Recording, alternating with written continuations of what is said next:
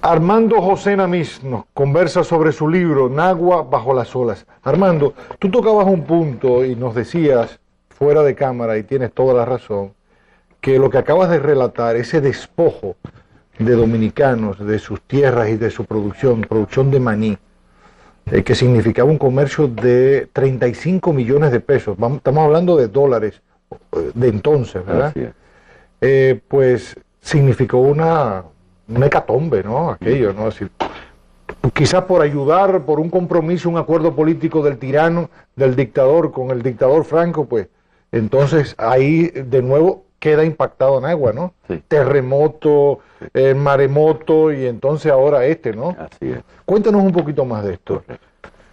Los tres fenómenos se sucedieron, pero parece de una forma planificada. Primero, la entrada de Estados Unidos en la Segunda Guerra Mundial. Todo ese emporio de exportación a través de Sánchez sufre. Los bancos internacionales que había en Sánchez se van, porque el puerto se secó. Y de hecho, después el ferrocarril que alimentaba de Montecristi lo desactivaron. Y que iba hasta La Vega también. Que iba hasta La Vega Sánchez. Y lógicamente los comerciantes, que será su puerto de exportación y de importación, acuérdense que no había carretera en ese tiempo, entonces todo lo que se traía de la capital iba en barcos a través de Sánchez, de toda la zona. Sí. Después que termina la Segunda Guerra Mundial, viene el terremoto. El terremoto fue de un impacto que primero no lo registró el país, no lo comentó, no lo estudió. Hubieron dos reportajes en La Nación de aquella época, en una columnita muy pequeña, un temblor se siente en el Cibao, dice una de ellas. Y la otra, algunas casas fueron afectadas. Se acabó. Al tercer día era una celebración de los políticos, del gobierno, en grandes vainas. Entonces esa zona realmente nadie le hizo caso. Quedó aislada durante año y medio, todos los puentes se destruyeron, toda la zona se abnegó de agua, quedó inundada. Entonces, el impacto en el comercio se vio, pero fuertemente, se presenció por el colapso de toda esta industria de comercio árabe. Inmediatamente después de eso, viene el problema de la zona manicera, como hemos conversado, y la traída de los españoles. Si algo quedó después del terremoto en esa zona, fue el cultivo del maní y algunas fincas de ganado, ¿verdad? Y entonces entra todo este problema de la migración española y desplaza a la fuerza productiva nacional, sin ninguna compensación y sin que hasta ahora sepamos cuál fue el destino de toda esa gente. Yo lo único que sé es que mi familia fue una víctima directa. El negocio de mis hermanos, de tres de mis hermanos, estaba justo en la zona. Uno en la entrada, uno en las agüitas y uno en Cabrera. Es la zona central de esa inmensa cultivo de maíz. Así es que eso es algo que yo espero que algún sociólogo se interese y algún economista de los tantos que se preocupan de qué pasa con la economía del país, para que aprendamos y probablemente no repitamos ese error. Ahí se plantean, o sea, la Segunda Guerra Mundial, que afecta el comercio, el terremoto y luego el maremoto. Prácticamente desarticula la comunidad de Nagua. El terremoto fue el 4 de agosto del 46. Y el proceso de recuperación me imagino que tomó unos años. ¿En qué medida podemos decir que se pudo reconstruir Nagua y volverse a reconocer una fisonomía de pueblo? Nagua nunca se reconstruyó. Lo que se hizo es que cada familia, en los escombros que quedaron, reconstruyó sus casas. No hubo ningún tipo de ayuda gubernamental para hacer eso. La respuesta que dio el gobierno fue crear una provincia. Dentro de aquel caos, crea una provincia, y María Trinidad Sánchez, y la capital se le cambia el nombre de Nagua a Julia Molina, con lo cual no nos sorprendió absolutamente. Y crea entonces, vienen los políticos, los administradores de esa provincia, le crean un centro nuevo en la parte alta de Nagua. Ahí tenían la sindicatura, una serie de edificios que nadie conocía. Pero el pueblo no tenía agua, no teníamos hospital, no teníamos cloaca, no teníamos calle asfaltada y fuente de trabajo. Entonces, esos políticos tenían que decir algo y comienzan a narrar cosas que nadie sabía que habían ocurrido. ¿Qué es lo que están diciendo? ¿A quién están gobernando? ¿Qué es lo que está pasando?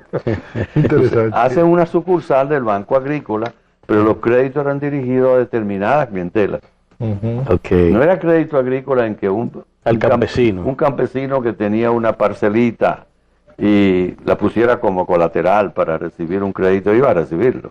No, tenía que ser fulano, conoce a fulano y que hace por fulano otras cosas. Entonces, es una cadena de privilegios la administración pública.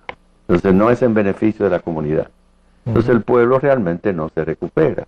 Pero los sueldos, evidentemente, crean un movimiento comercial. Claro. Sí. Pero las grandes tiendas, las grandes cosas que había en Nagua desaparecieron. Ya no vuelven. Entonces, quiere decir que el Estado sustituye la vida civil, económico, social que tenía Nagua, que probablemente esté mucho en eso, como decía mi compañero Roberto, tenía mucho que ver con esas añoranzas que tú tienes del Nagua civil, que es sustituido entonces por el Nagua político, como tú lo planteas en el libro. ¿Es así? Es exactamente la figura. Todo aquel crecimiento que se da bajo el impulso del sector privado, dominicano y árabe y español, y que crea aquella comunidad pujante, se sustituye por una comunidad política que no produce riqueza, lo que hace es consumir riqueza. Entonces es artificial que con el sueldo tú vas a mantener una comunidad al mismo nivel de progreso cuando el sector privado ha desaparecido. ¿Comprende? Sí. Lo que tenían que hacer era dar crédito a ese sector privado y volverlo a revivir. Claro que darle sí. los medios, Claro. restablecer las carreteras, Claro. ¿verdad? Pero hubo un intento en el primer periodo del doctor Balaguer, o en el segundo periodo después de los 60, en que el secretario de la Fuerza Armada era de Nagua, Bochán Javier. Bochán Javier. Bochán Javier. Y él estuvo interesado, 74-78. exacto, estuvo interesado en que hiciéramos un levantamiento de los problemas de Nagua, como le digo, una comunidad que no tiene agua, no tiene hospital. Bueno, hicimos un levantamiento, yo me involucré en eso bastante, me interesé mucho, y se lo presentamos al presidente Balaguer. No hizo absolutamente ninguna de las obras, porque en las elecciones había perdido Sí, es verdad. para el PRD. Sí, es Entonces, verdad. yo creo que se lo frenó. De Ok. modo que así ha seguido hasta ahora. Yo hasta ahora veo, por fin ahora tiene un acueducto, después de 50 Sí, años. es verdad. Creo Que tú hemos no conociste. hemos esperado 50 años. Así Tiene es. una extensión de la UAS, lo cual es bastante bueno. Han hecho otras carreteras, vías de accesos, y ahora están construyendo una costanera, ¿verdad? Sí. Yo no sé hasta qué punto eso obedece a un plan de desarrollo turístico o es un capricho político más, no sé. Listo. Pero no he visto ningún plan de desarrollo turístico de la zona en donde otra vez puedan incorporar a la gente de la zona y no a los grandes inversionistas del extranjero, sobre todo. No se puede hacer un turismo artificial, del todo inclusive, que beneficia a los que lo tienen ya organizado. Pero es bueno organizar las personas que desarrollen su zona Claro. para que el turismo se convierta en algo productivo para la gente. Sí. En el libro, tenemos ya vencido. Sí, el adelante, tiempo, ¿no? adelante. En el libro hay me luce, veo acoplado a esos planteamientos y a recoger esa historia de Nagua, una suerte de biografía familiar y los efectos que esas circunstancias que tú has señalado magistralmente, pues afectaron tu propia familia también. Las quiebras comerciales, empresariales que se dieron y todo el cuadro humano que eso produjo después para poder levantarse. Nos toca ir a una pausa, ¿verdad? Y regresamos entonces de inmediato para que nos cuentes un poquito de esto, Armando, Cómo no. al regresar. No se mueva.